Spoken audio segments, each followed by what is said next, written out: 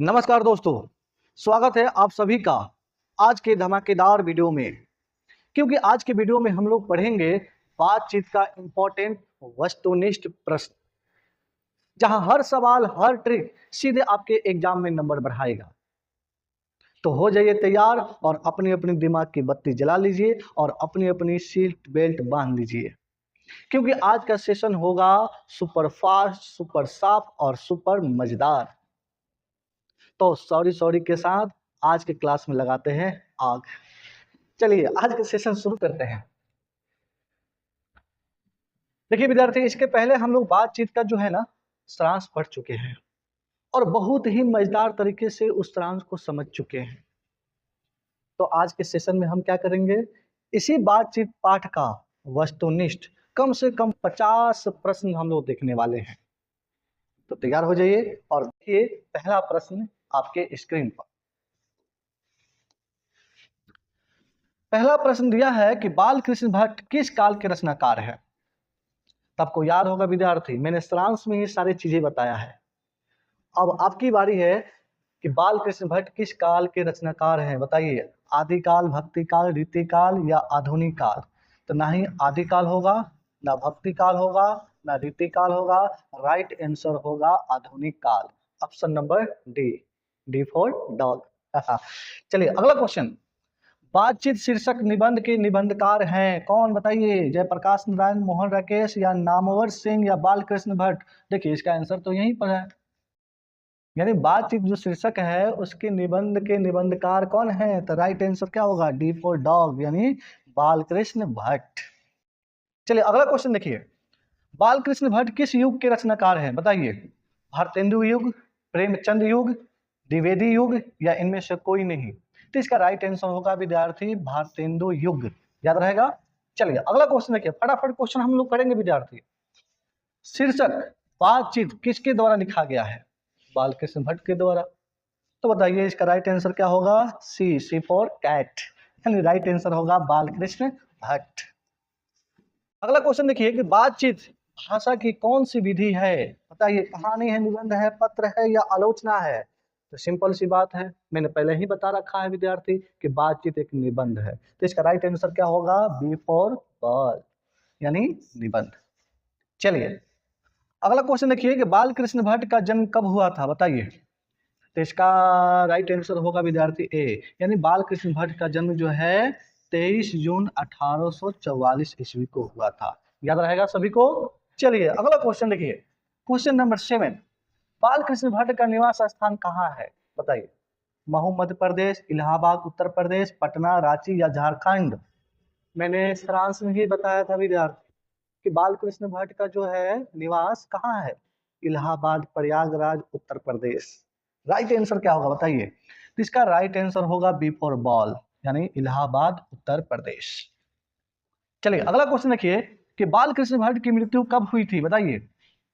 तो इनकी मृत्यु हुई थी 20 जुलाई 1914 को। राइट आंसर होगा बी फॉर बॉल। चलिए अगला क्वेश्चन देखिए, बालकृष्ण भट्ट ने अपना अध्ययन किस भाषा में किया था, संस्कृत में। भाई इसका राइट आंसर क्या होगा, हिंदी नहीं होगा, पंजाबी नहीं होगा, अंग्रेजी नहीं होगा, डी फॉर होगा डॉग, यानी राइट आंसर होगा संस्कृत। Question number 10। बालकृष्ण भट्ट स्वभाव से कैसे थे, बताइए। उग्र थे, चंचल थे, शांत थे या सरल थे। तो ये उग्र भाषा के थे, यानी उग्रवादी थे। ठीक, राइट आंसर होगा ए फॉर एप्पल। चलिए राइट अगला क्वेश्चन देखिए, कह रहा है कि बालकृष्ण भट्ट के प्रेरक व्यक्ति कौन थे। तो बताइए, भगत सिंह, महात्मा बुद्ध या कृष्णा या भारतेंदु हरिश्चंद्र। तो इसका राइट आंसर होगा डी फॉर डॉग, यानी भारतेंदु हरिश्चंद्र। ठीक, चलिए अगला क्वेश्चन देखिए। 1877 में हिंदी प्रदीप नामक मासिक पत्रिका किस सभा द्वारा संपादित थी, बताइए। राइट आंसर इसका क्या होगा, पढ़िए आप सभी। तो इसका राइट आंसर होगा ए फॉर एप्पल, यानी हिंदी वर्धनी सभा में। ठीक, चलिए अगला क्वेश्चन। हिंदी प्रदीप नामक मासिक पत्रिका किसके द्वारा निकाला गया था, बताइए। तो सिंपल सी बात है, बालकृष्ण भट्ट। कोई आंसर देखने की जरूरत नहीं है, राइट आंसर होगा इसका ए। चलिए हिंदी प्रदीप क्या है, बताइए, क्या था। दैनिक पत्रिका, मासिक पत्रिका, साप्ताहिक पत्रिका या वार्षिक पत्रिका। तो ये था विद्यार्थी मासिक पत्रिका। अभी क्वेश्चन था ना, राइट आंसर होगा बी फॉर बॉल। चलिए अगला क्वेश्चन देखिए, हिंदी प्रदीप कितने वर्षों तक चली थी बताइए, 33 वर्ष, 66 वर्ष, 36 वर्ष या 63 वर्ष। तो राइट आंसर होगा विद्यार्थी ए, 33 वर्ष तक चली थी। ठीक, अगला प्रश्न देखिए, बाल कृष्ण भट्ट को हिंदी शब्दकोश के संपादन के लिए किसने और कहाँ आमंत्रित किया बताइए। तो इसका राइट आंसर क्या होगा, शिवा रामदास काशी, राजा चौधरी गुजरात में, श्याम सुंदर दास काशी में या कृष्ण सुंदर दास गुजरात में। तो इसका राइट आंसर होगा सी फॉर कैट, यानी श्याम सुंदर दास कहाँ इनवाइट किए गए थे, काशी में। प्रश्न नंबर 17, बाल कृष्ण भट्ट हिंदी शब्दकोश से अलग क्यों हो गए थे बताइए, क्यों हो गए। अस्वस्थ होने के कारण, अच्छे व्यवहार ना होने के कारण, मृत्यु होने के कारण या इनमें से कोई नहीं। तो देखिए ये उग्रवादी थे, ठीक है, उग्र स्वभाव के थे। तो क्या होगा, अच्छे व्यवहार ना होने के कारण, बी फॉर होगा बॉल। अगला प्रश्न, बाल कृष्ण भट्ट किस युग के रचनाकार थे, प्रारंभिक युग, मध्य युग, भारतेंदु युग या आधुनिक युग। याद रहेगा, तो इसका राइट आंसर होगा सी, भारतेंदु युग। चलिए अगला प्रश्न देखिए, बाल कृष्ण भट्ट डैश थे बताइए, क्या थे, उपन्यासकार, नाटककार, निबंधकार या गद्यकार। तो राइट आंसर होगा डी फॉर डॉग, यानी गद्यकार थे। ठीक, अगला प्रश्न देखिए कि आचार्य रामचंद्र शुक्ल ने निबंधकार के रूप में बाल कृष्ण भट्ट को किस श्रेणी में रखा है, अंग्रेजी साहित्य के एडिशन या अंग्रेजी साहित्य के स्टेल या ए और बी दोनों। क्या होगा, तो मुझे लगता है विद्यार्थी सी फॉर कैट ही होना चाहिए, ए और बी ये दोनों ऑप्शन क्या है, सही है। तो राइट आंसर क्या होगा, सी फॉर कैट।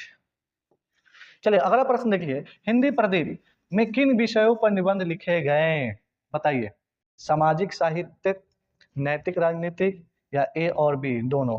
तो मुझे लगता है सी फॉर कैट होगा, ए और बी दोनों होगा। ठीक, अगला देखिए, वाक शक्ति के बिना सृष्टि कैसी होती है, गूंगी होती है। हमने तो सारांश में ही पढ़ा था कि मनुष्य के अगर वाक शक्ति ना होती तो सारी सृष्टि गूंगी के समान होती। तो इसका राइट आंसर क्या होगा बताइए, सी फॉर कैट, गूंगी।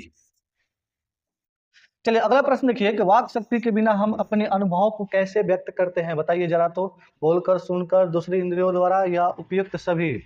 वाक शक्ति के बिना हम अपने अनुभव को कैसे व्यक्त करेंगे, दूसरी इंद्रियों के द्वारा। अगर मनुष्य के अंदर वाक शक्ति ना होगी तो क्या वो बोलकर करेगा, सुनकर करेगा, नहीं, दूसरे इंद्रियों के द्वारा करेगा। तो इसका राइट आंसर होगा सी फॉर कैट। चलिए अगला सवाल, वाक शक्ति क्या है, ईश्वर का वरदान, मनुष्य की भाषा, मनुष्य की शक्ति, प्राणियों की शक्ति। तो सिंपल सी बात है भाई, वाक शक्ति ईश्वर का वरदान है। राइट आंसर होगा ए फॉर एप्पल।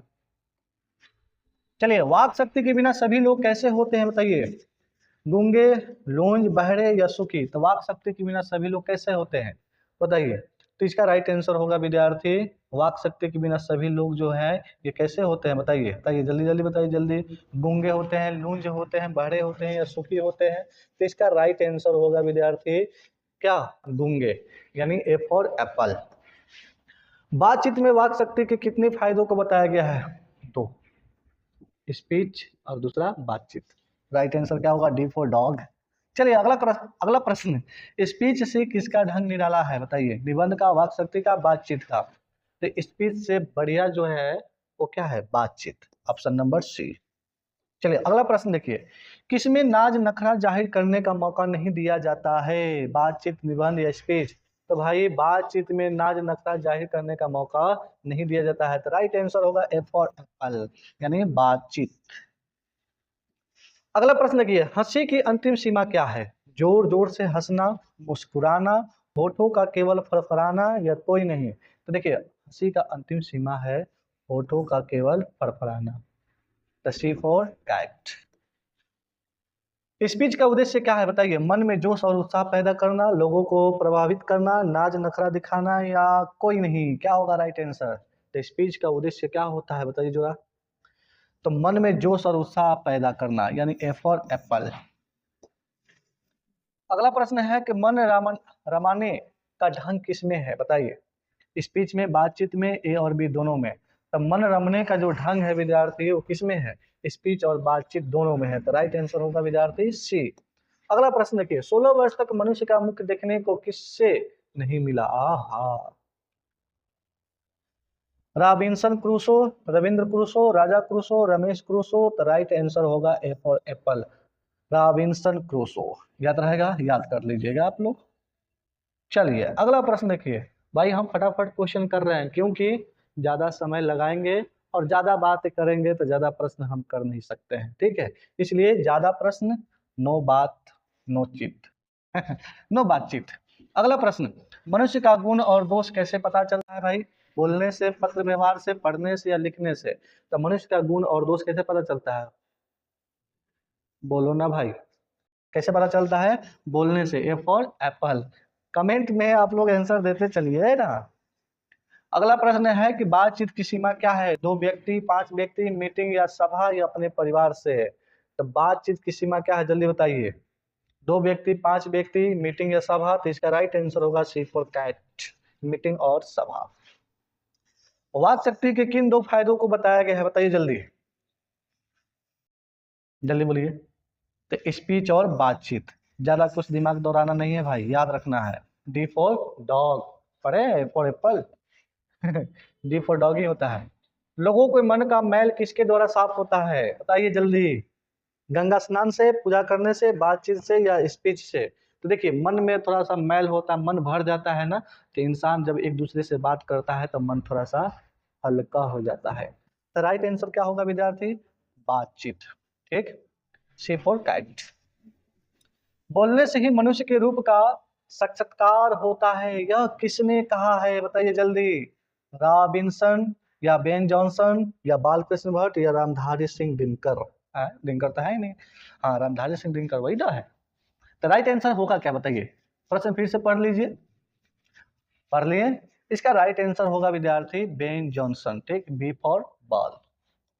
अगला प्रश्न देखिए, असल बातचीत सिर्फ 2 व्यक्तियों के बीच हो सकती है, यह किसने कहा, बताइए। तो हमारे एडिशन साहब ने कहा था। इसका राइट आंसर होगा ए फॉर एप्पल, यानी एडिशन। चलिए अगला प्रश्न देखिए, बातचीत के प्रभाव को किन उदाहरण द्वारा समझाया गया है, बताइए जल्दी। गर्म और ठंडा, दूध और पानी, विद्युत, गर्म दूध और ठंडा पानी, क्या होगा? तो बताइए, बातचीत के प्रभाव को किन उदाहरण द्वारा समझाया गया है? तो गर्म और ठंडा, ए फॉर एप्पल। 3 लोगों के बीच हुई बातचीत कैसी होती है, जल्दी बताइए। सिंपल सी बात है विद्यार्थी, असली बातचीत सिर्फ और सिर्फ 2 लोगों के बीच में हो सकती है। 2 से अधिक, 3 से अधिक, 4 से अधिक, यानी 2 से अधिक लोगों के बीच में जो बातचीत होती है ना, वो एक फॉर्मेलिटी है। तो राइट आंसर क्या होगा, बताइए जल्दी। तो इसका राइट आंसर होगा विद्यार्थी सी, सी फॉर काइट। अगला प्रश्न, असल बातचीत कितने लोगों के बीच होती है, बताइए। असल बातचीत सिर्फ और सिर्फ, अभी मैंने बोला, अभी अभी के अभी मैंने बोला, सिर्फ और सिर्फ 2 लोगों के बीच में, ठीक। तो राइट आंसर क्या होगा, ए फॉर एप्पल। चलिए अगला प्रश्न, 4 लोगों के बीच होने वाले बातचीत कैसी होती है, जल्दी बताइए। 4 लोगों के बीच में बातचीत होती है, वो कैसी होती है? तो अभी मैंने बताया था विद्यार्थी कि 2 से अधिक लोगों के जो बीच में बातचीत होती है ना, वो एक फॉर्मेलिटी है। क्या है? फॉर्मेलिटी। राइट आंसर होगा सी फॉर कैट। 4 से अधिक लोगों की बातचीत क्या कहलाती है? अरे वाह, फिर से वही चीज आ गया। तो फिर से वही चीज नहीं होगा, 4 लोगों के बीच में जो बातचीत होती है फॉर्मेलिटी नहीं हो सकता है, इसका होगा राम रमोवल, ठीक है। राइट आंसर होगा डी, पता कीजिए। बातचीत के कितने भेद हैं, बताइए जल्दी। 4, 10, 25, भाई अनेक, कोई इसकी सीमा है? अनेक। रस का समुद्र कितने बातों में उमड़ता है? वाह, बुढ़ियों में, नौजवानों में, छात्रों में, 2 सहेलियों में। भाई 2 सहेलियों में, 2 सहेली जब आपस में बात करती है ना, तो रस का समुद्र निकलता है। राइट आंसर होगा डी फॉर डॉग। चलिए अगला प्रश्न देखिए, बुढ़ों की बातचीत कैसी होती है, बताइए। शिकायत, 4 सच, 10 झूठ, नौजवानों की निंदा, उपयुक्त सभी। भाई जब बूढ़े जो बातचीत करते हैं ना, ये सारे के सारे चीजें बात करते हैं। राइट आंसर होगा डी फॉर डॉग, युक्त सभी, ये सब सही है, सब सब सब। अगला प्रश्न देखिए, खोड़े दांत निकाल कर कौन लड़ते हैं? बुढ़िया लोग, स्कूल के लड़के, गुरु या बूढ़े लोग? भाई बुढ़िया लोग। खोड़े दांत निकाल कर कौन बात करते हैं? बुढ़िया लोग, ठीक। अगला प्रश्न देखिए, बात करने का हुनर किन लोगों में है? यूरोप में, भारत में, गांव में, अमेरिका में? याद पाड़िए, याद कीजिए। जब हमने आपको पढ़ाया था सारांश, उसी सारांश में मैंने बताया था विद्यार्थी कि बातचीत का हुनर जो है ना यूरोप के लोगों में जबरदस्त है, जिसे आर्ट ऑफ कन्वर्सेशन कहा जाता है। याद आया? राइट आंसर क्या होगा बताइए जल्दी। यूरोप। यूरोप के लोगों के अंदर बात करने का हुनर जो है वो जबरदस्त। चलिए आगे देखिए, बातचीत की पूर्ण शोभा किसमें है? स्पीच और लेख, काव्य कला, प्रवीण, विद्वमंडली, ए और बी दोनों। राइट इसका आंसर क्या होगा? B for ball. चलिए अगला प्रश्न, सुहृद गोष्ठी किसका नाम है भाई? तो देखिए इसका राइट आंसर होगा डी, डी फॉर डॉग, कान के सुख। ठीक है, तो ये हो गया विद्यार्थी कितने क्वेश्चन, कितने प्रश्न भाई? 50। कितने हो गए? 50। ठीक है, कितने हो गए? 50 हो गए। तो बस इस पाठ का प्रश्न जो है समाप्त हुआ। मुझे लगता है कि सारे प्रश्न आपको याद हुआ कि नहीं हुआ? कमेंट में जरूर बताइए। बस आज के लिए इतना ही, फिर मिलेंगे नए वीडियो के साथ, तब तक के लिए नमस्कार।